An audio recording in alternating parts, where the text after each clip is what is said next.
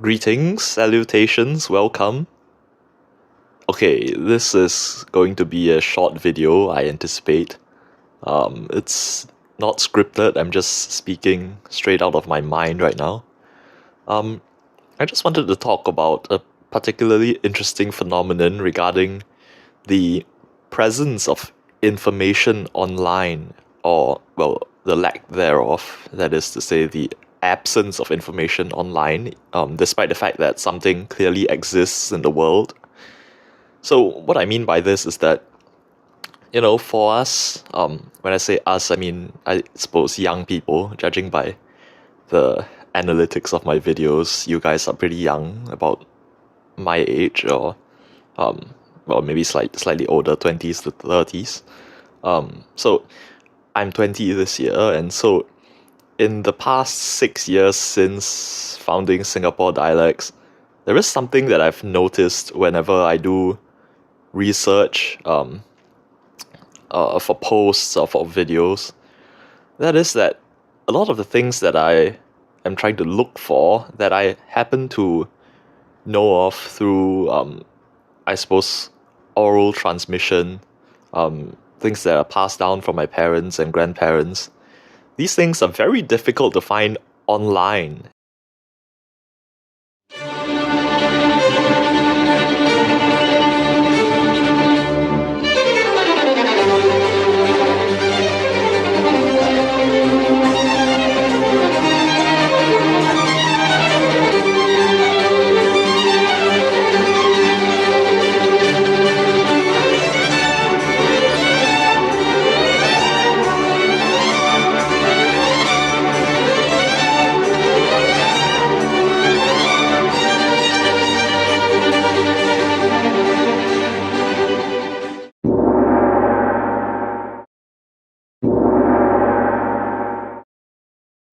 Well, I mean, you might call me naive for thinking that everything that exists can be found online, but or for not realizing that it's obvious that there are some things that just don't exist on the internet. But I mean, come on, I grew up in the 2000s to 2010s, and I mean, the internet wasn't always as good as it is now, or, well, I can't say it's very good now with AI and everything, but you know what I mean. It wasn't always as comprehensive, and not everything was on it. But even at that time, one could quite confidently type in something in the search bar and basically get the information that one was trying to look for, right? But there are certain things that are just so obscure that they don't even turn up online. So, well, let me give you one example of that. There's this story about Xun Tao Tao Si Gang and Yun Bo Lap Zuk Hang. So, well, the story kind of goes like this, at least from what I've been told. There's basically this kid who was asked to buy Xun Tao Tao Si Gang. So, Xun Tao is in Cantonese, by the way. Xun Tao 蒜头 lah, so that's garlic. Tao Si is bean paste, and Gang is jiang, which is ginger. And so he has to buy that stuff. But I think bro hasn't gone to school yet, so he doesn't really know what that is, and he has to memorize it. So he just goes along his merry way and has to recite it in his mind, or recite it aloud by saying 训导导西gang, 训导导西gang, 训导导西gang, and he just keeps saying it. And when he reaches the shop, he buys it and he goes back. And as it turns out, what did he buy? Is it 训导导西gang? No, it was 云波laptok hang. Wow, what a joke, right? Okay, Yun Bo Lap Zuk Hang is, Yun Bo is like the kind of gold ingots. Lap Zuk is candles, 蜡烛, and Hang is xiang, so it's the incense or the joss sticks. And so that's kind of a, what we would call choy situation, right? Because obviously that paraphernalia is meant for praying and not for cooking a meal and eating. So yeah, that's the joke. And so if you look for this online, well, at least if you just type Xun Dao Dao Si Gang, and you try to look for it, well, they give you recipes, and yeah, it's not that useful. Now, of course, you can type in with Yun Bo Lap Zok Hang, and yep, you get basically these results, and well, not a lot more that are actually relevant. Yeah, like you reach the end of the page just like that. Now there is this one here, 惠州民间文化网, which tells the story, but the story is slightly different here, I think. Here the guy is supposed to buy Yun Bo Lap Zok Hang, and then he ends up buying Xun Tao Tao Si Gang, which is, well, I have to say it's not nearly as funny as the other way around, because it's not... Okay, I mean, maybe not. Yeah, but anyway, let's just say that I have to say I'm quite thankful for whoever runs this page for actually agglomerating all these stories and collecting them and putting them here. But yeah, that's basically it. The other page is just a copy of the same page, and I think there is another one which is a article on a Malaysian news site, and here there is, I think, where does the phrase appear? Here, basically, someone who inherited his father's business said, well, we sell everything here, Yun Bo Lap Zok Hang and Xun Tao Tao Si Gang, we sell all of that here. So yeah, you can tell that this phrase has entered the common parlance as a sort of set phrase, set expression that's just uttered like this. But other than this, it's actually difficult to find any evidence that this is even something that is in the collective consciousness of the people, I suppose. And that's actually kind of sad because, well, it has been said that if something doesn't exist online, it might as well just not exist in the world, right? If you can't find something online, it just isn't there, it just doesn't exist. And you might say, well, that's ridiculous because the internet is not everything. But okay, the problem with that is that again, young people spend their time online a lot of the time, and the internet is their world, is, well, our world. I can't say them because I'm part of them. But so you don't get exposed to these things, and if it happens that your family doesn't tell you about them, or even if your family tells you about them, just because you don't find other people talking about it online, then it ends up being something that is just kind of, well, private and easily forgotten rather than part of the culture at large. And that's actually kind of, yeah, like I said, quite depressing, and, well, it makes conservation a lot more difficult.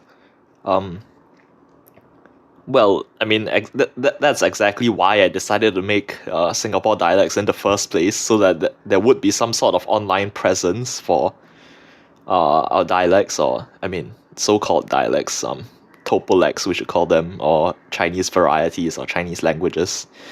So there is this need for us to produce an online presence for things that we wish to preserve, because otherwise they will just slip away, right? It's sort of like the equivalent of writing things down on books in the past when books were first invented and writing was first invented. And so that there really is something important about building up this presence of, I suppose, solidifying existence in some sense. I can actually draw an analogy between this and the government-produced dialect TV series like Hua Hi Tio Ho, Happy Can Already, and Jia Ba Bui, and Ho Se Bo, those Hokkien and Teochew shows which were produced by the government just a few years back. And I was really very happy and very grateful towards the government, even though, well, the efforts, I suppose, were fortuitously beneficial in the preservation of dialects. I mean, what they were trying to do was to maximize information transmission for, things that the elderly should know about, like government policies and healthcare and so on. But at the same time, they ended up recording down little snippets or snapshots of how the dialects are actually used. And that's something really, really valuable. I mean, prior to that, it was very difficult to find good examples of Singaporean Hokkien or Cantonese or Teochew, except perhaps in Jack Neo movies. And, well, I guess it's no surprise that Jack Neo ended up being the one to direct Hua Hi Teo Ho and so on. But, you would find these little, 16-year-old clips that were of terrible quality put online, or you would find some, Hokkien Ping songs, and that was about it.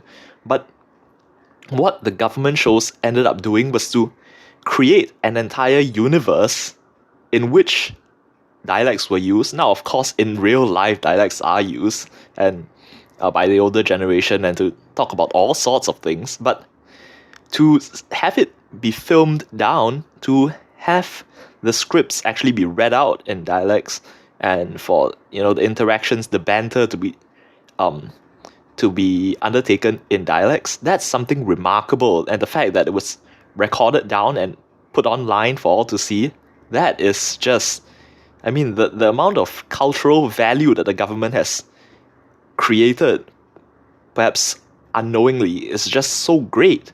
And, well, I can tell you something. I mean, what little Hokkien I can speak now, I have actually learned it from watching Hua Hi Teo Ho, and that's kind of funny. I mean, well, in some way, it's actually sobering. I mean, in the sense that these shows have so much value, linguistic value, that, just by watching some episodes of them, you can actually pick up your ancestors' language, and you can actually learn to speak with, it doesn't have to be ancestors. I mean, you're still living relatives, right? That's remarkable. And so perhaps one day I'll do a little analysis of the episodes of Hua Hi Teo Ho or Jia Pa Bui and so on, when I have the time and resources to do that. Let me know if you guys will be interested in that.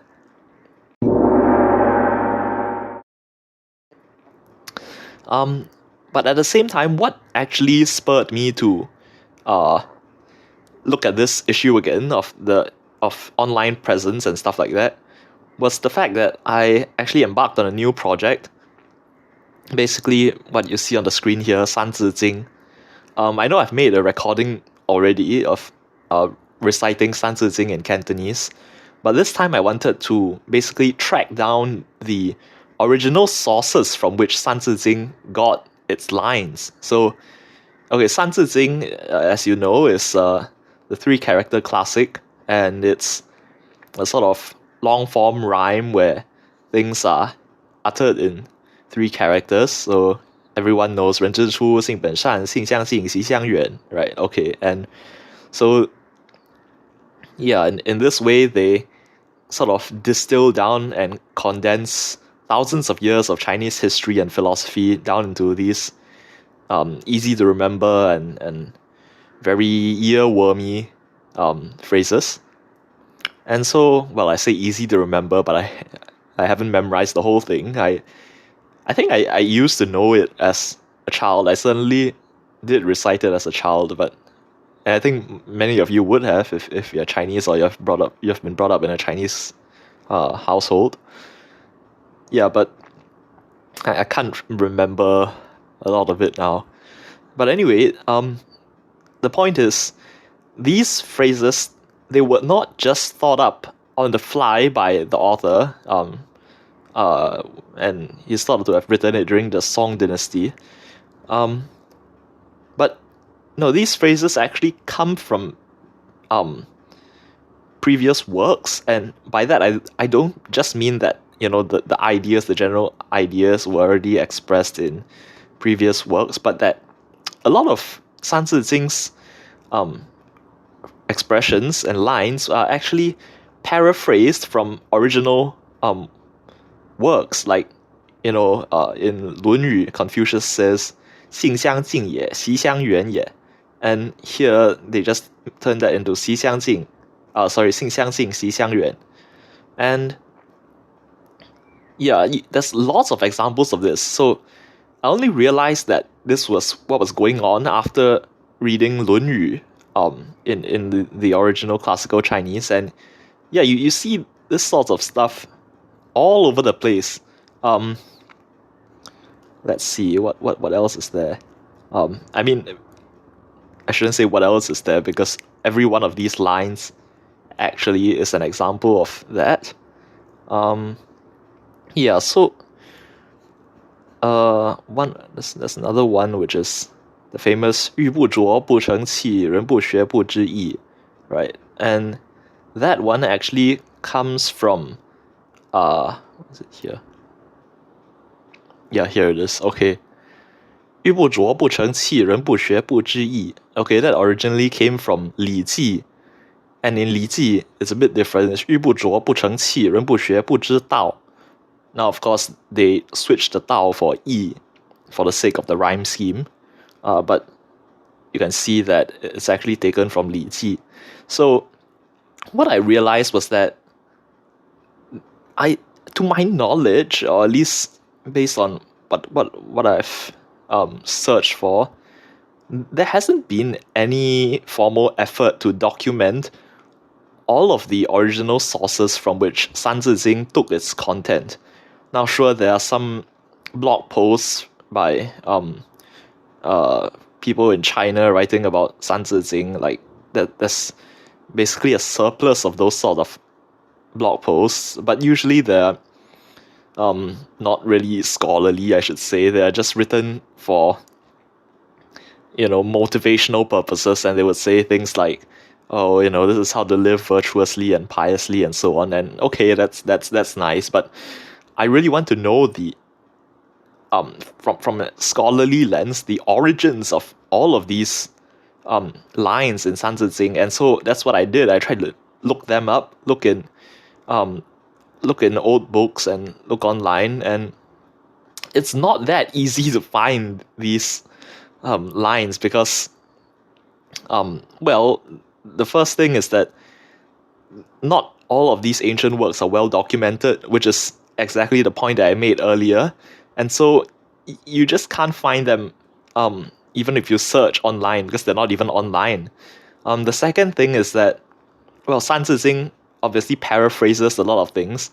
And so you'll have to, having a knowledge of classical Chinese certainly helps, and I think I have a somewhat moderate grasp of classical Chinese, so that helps. But yeah, you have to sort of rearrange the words to see what a plausible original expression could have looked like, and then try to search from there. So yeah. Another thing is that it's very hard to find things in Chinese, generally speaking. I don't know if this is a sort of Google problem in the sort of algorithms and so on, or if it's just the nature of the language. That may be possible, but I think it's part of both. And the nature of Chinese websites, which, oh wow, they're so disorganized, it's terrible. Yeah, but anyway, so it's very difficult, because if you just search the phrases in Sanzijing, then inevitably you just end up with links that link you back to Sanzijing, which is, it's not very helpful. So yeah, you have to do all sorts of things like cut out words and rearrange and check. Sometimes I have to go by basically memory of stuff that I happen to have read, and somehow doesn't turn up in the search when you search for the phrases. Yeah, and so it's not easy, but it's fun, it's fulfilling, and well, if truly nobody has ever done this before, then I can say, yay, I'm the first to do it, haha, right? But nah, I mean, it's just something that I'm really interested in. I think it's really worth doing, because apparently for so many thousands of years, people just parroted this and passed it on without actually checking for where they got their information from. Obviously, not that source verification is particularly important for these sorts of traditionally passed down kind of stock messages or traditional wisdom, but still, just again from a scholarly academic lens or just purely a nerdy interest, wouldn't you like to know where these lines originally came from? I know I do, so yeah. Anyway, I will probably release the annotated version of Sanzijing with the original sources as a PDF, which will, well, I think I'll make it available on my website. So now, by the way, we have a website now. It's called singaporedialects.com. And so, yeah, you can, well, we have merchandise as well, but we'll go into that later. But you can basically, yeah, check it out when the time comes, when I upload it. I'll probably put it under, I suppose, media or research. And yeah, you can have a look at the original sources for Sanzijing. I might also make it available as a paperback if there is sufficient demand, and then I can print on demand. But again, you have to print a certain number at once, so there has to be sufficient pre-orders before I can print it. Yeah, and well, honestly, I might consider publishing this, but I'm not sure whether Kindle Direct actually supports Chinese. I know it supports traditional Chinese. So that's fine. I guess we'll try that. Okay. Anyway, that's about it. Thank you for listening to me ramble on, and remember to like and subscribe and comment and go to our website and check out our merch. We have Wasi Hokkien Lang, and Wasi Teochew Nang, and 我係廣府人, and so on. And we have little pins for the different surnames and the different romanizations of the surnames. 陳李張黃何. And we have surname shirts as well. And we have special National Day merch, laptop sleeves, pillowcase, and notebook, all based on the Chinese calendar. Yep, I actually typed this out. I actually made this myself, and I basically checked the lunisolar calendar and what you should avoid and what you should do on that day, so that it'll actually be authentic. So yeah, please go support if you like. Remember to do the necessary and think about interesting things. Goodbye.